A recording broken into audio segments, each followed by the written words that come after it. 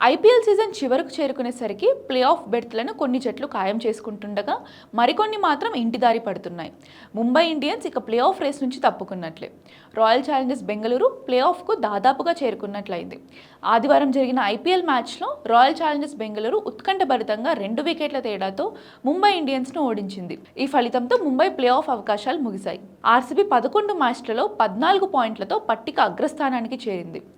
తక్కువ పరుగుల పోరులో మ్యాచ్ ఒకసారి ఒక జట్టు వైపు మొగ్గు చూపింది. చివరి ఓవర్లో కావాల్సిన 15 పరుగులను ఆర్సీబీ సాధించింది.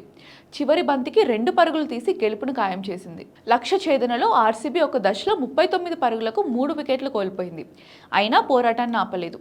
చివరికి 167 పరుగులకు 8 వికెట్లు కోల్పోయి విజయాన్ని అందుకుంది. ముంబై విధించిన లక్ష్యాన్ని కష్టం మీద ఛేదించిన బెంగళూరు ప్లే ఆఫ్ రేస్లో నిలిచింది. కృణాల్ పాండ్యా కాళ్ళ నొప్పితో ఇబ్బంది పడుతూ కూడా 46 బంతుల్లో 73 పరుగులు చేశాడు. 5 సిక్సర్లు 4 ఫోర్లు బాదాడు. జట్టుకు ప్రధాన స్కోరింగ్ బాధ్యతను భుజాన వేసుకున్నాడు. చివరి ఓవర్ను రాజ్బవా వేయగా భువనేశ్వర్ ఒక 6 బాదాడు. అదే ఓవర్లో గుర్తింపు బ్యాటర్ షెపర్డ్ 4 పరుగులకే అవుట్ అయ్యాడు. అయినా ఆర్సీబీ ఒత్తిడిని తట్టుకుంది. 18వ ఓవర్లో కీలక ఘట్టం చోటు చేసుకుంది. టాప్ ఎడ్జ్ అయిన బంతి మిడ్ వికెట్ లాంగ్ ఆన్ వైపు వెళ్ళింది. నమన్ బంతిని అందుకున్నా సరిగా అందించకపోవడంతో తిలక్ వర్మ చేతికి చేరలేదు. ఆ అవకాశాన్ని కృణాల్ సద్వినియోగం చేసుకొని గజన్వర్ ఓవర్లో 2 సిక్సర్లు బాదాడు. చివరి బంతికి తిలక్ అద్భుత క్యాచ్ తీసి అతన్ని పెవిలియన్కి పంపాడు.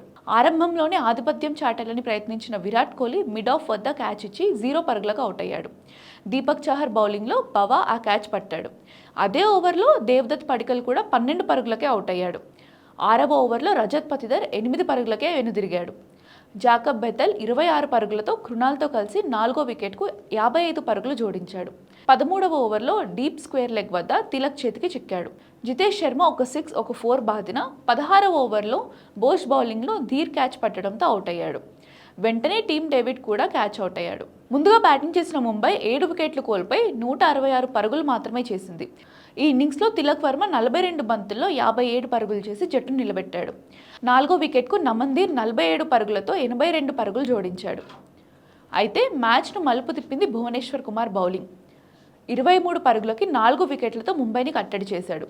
ఆరంభ ఓవర్లలోనే రెకెల్టన్, రోహిత్ శర్మ, సూర్యకుమార్ యాదవ్ వికెట్లు తీశాడు.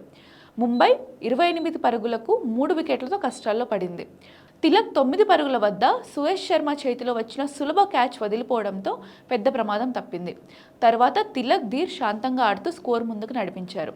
ధీర్ 32 బంతుల్లో 47 పరుగులు చేశాడు. తక్కువ పరుగులు చేసిన ముంబై విధించిన లక్ష్యాన్ని కష్టం మీద ఛేదించి రాయల్ ఛాలెంజర్స్ బెంగళూరు పాయింట్ల పట్టికలో అగ్రస్థానంలో ఉంది.